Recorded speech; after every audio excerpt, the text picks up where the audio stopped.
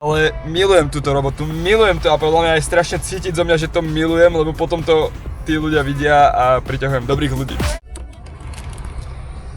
A vidíte, akože je to super byť na festivale, ale fakt akože zatiaľ 80 alebo 70% času pracujem. Včera som robil celý deň, aj keď som to moc natáčal.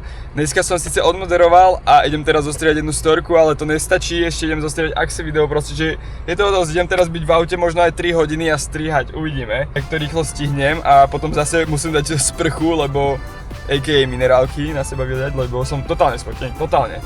A až potom začína tá naozajstná sranda. Ale milujem túto robotu, milujem to a podľa mňa aj strašne cítiť zo mňa, že to milujem, lebo potom to tí ľudia vidia a priťahujem dobrých ľudí. Všetko som zostrihal, všetko som vypostoval ľudia, všetko a vyzerá, že všetci sú spokojní, už len nech to má dobré čísla, ale ja som spravil všetko, čo som mohol, všetko, makal som ty kokot, teraz 4 hodiny podľa mňa som sedel v tomto aute a si zaslúžim ísť žiť! Yes! To bolo super, strašne veľa.